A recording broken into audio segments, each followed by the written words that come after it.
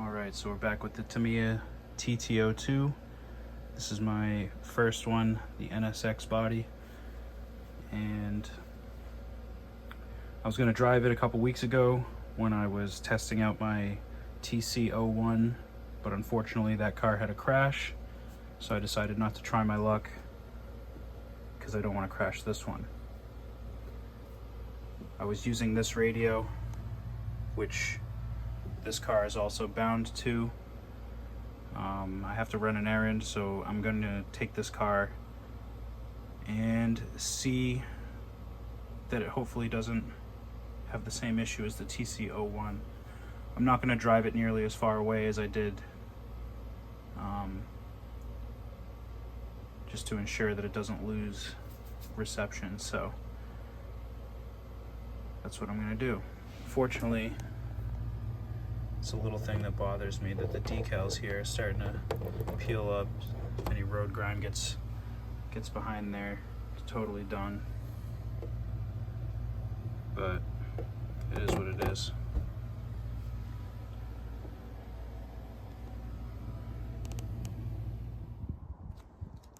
Alright, so here we are back at the home field, and I didn't even record the last session with the TC01, but I drove it as far as, this is a row, so 1, 2, into the third row over there, just about, and that's when it drove full speed into the curb down there.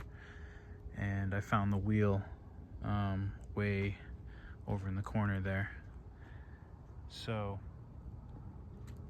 driving this TT02, I'm really only going to be staying within these 3 rows here. I don't want it to lose reception. I'm not interested in having another crash.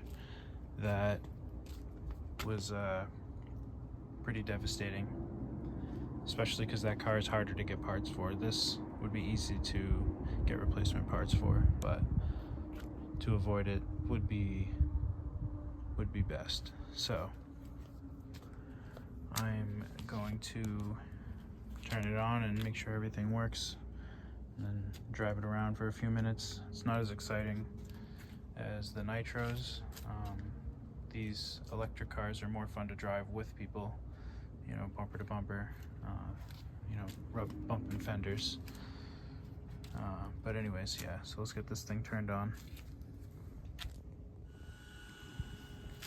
Another thing I just realized is that the antenna on the TC01 is inside the body, so that may have contributed to losing reception, as to this one being through the tube. And I did not have the antenna up on the radio, so that could have contributed to the range, but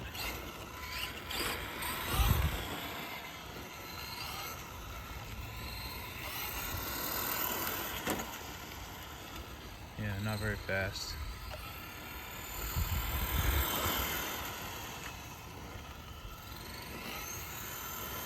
I don't remember if this is stock gearing or not.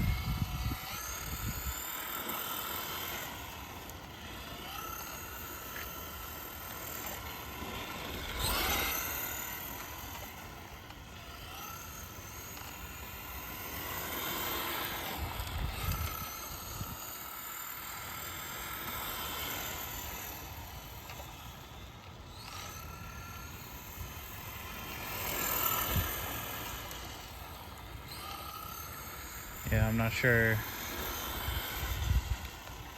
how I feel about this radio. I know it's charged, and I know, you know, it's working as it should, but if it's going to be losing reception, I might have to start getting the other Fly Sky radio. I forget the name of it. But anyways, this is pretty boring. I'm just gonna drive it a little more, but you get the gist here. I've driven it before, but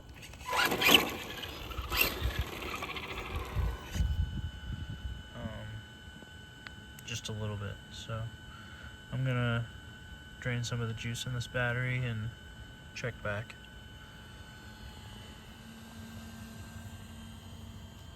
So that was really fun driving it while not recording. I got to really see the potential of the vehicle. I stayed within range. I didn't really want to test the boundaries here. And I found actually that it's more fun with some braking and some turning. And after driving it for a little bit, the speed became the new norm, so it actually seems like it is quite fast for what it is, and it's a very simple chassis. I did hear some what I thought was like grinding. It could have been stuff underneath the drive shaft, so when I get home we'll take the lid off and see what's going on under there. But it was a lot of fun to really drive this thing. I have some cones, and I think this is going to be a good occasion to use them. Basically, the course that I found that I want to do and test with all my brushed cars to see which one performs the best, you know, with the OFNAs and the Team Associated Apex 2, and I've got some Vortex and just a bunch of other electric cars that I want to drive. But anyways, starting one space away from each light pole, start here and have the cones on each space, and then just zigzag up and then loop back, and then where you start will be the finish line, and see which car can do that the fastest, perform the best. But yeah, this thing is so aesthetically pleasing. To me, it does such a good job with the bodies. It's just a blast to drive these. Obviously nitro and speed is a lot of fun, but sometimes you don't need the speed in order to have that level of fun. So let's get back to the lab and see if there's any damage and discuss any potential upgrades and what I see the future of this car. It was a lot of fun, so definitely glad to have gotten this driven. Looking forward to driving it with Anthony. Hopefully I can get Joe on the Tamiya train and have him build one of these so we can race it. My friend Uncle Ed has one of these, and he did an upgrade that we'll talk about when we get back to the lab.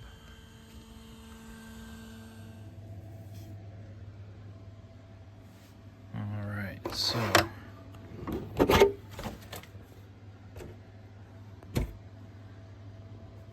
let's get the usual road grime under here.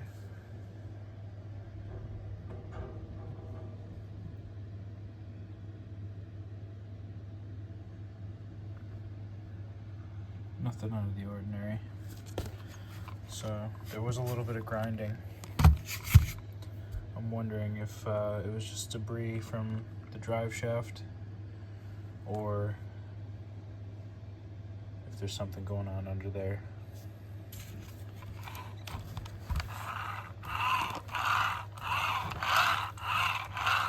It sounds pretty smooth, so I'm not going to open it up.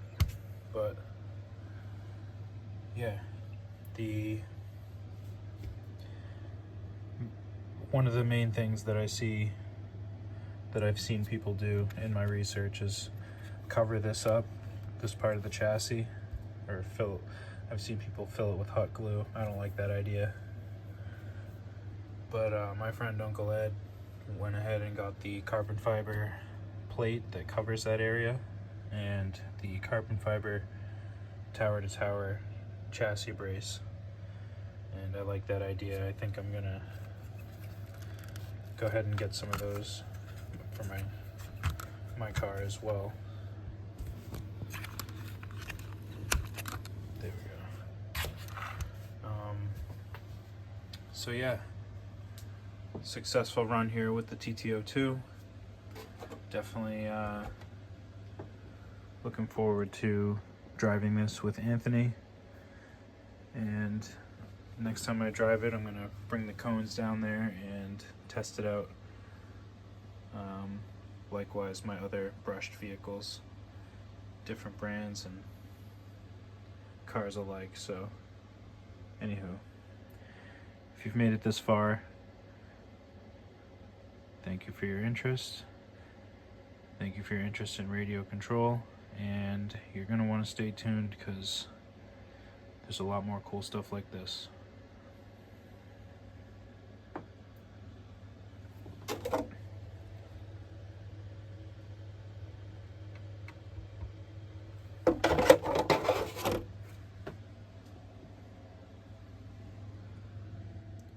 Oh, and real quick, let me know if you guys have had any issues with range with this radio, the FS-GT3. I have not experienced anything with that other than with my TC01, which I'm pretty bummed about. So yeah.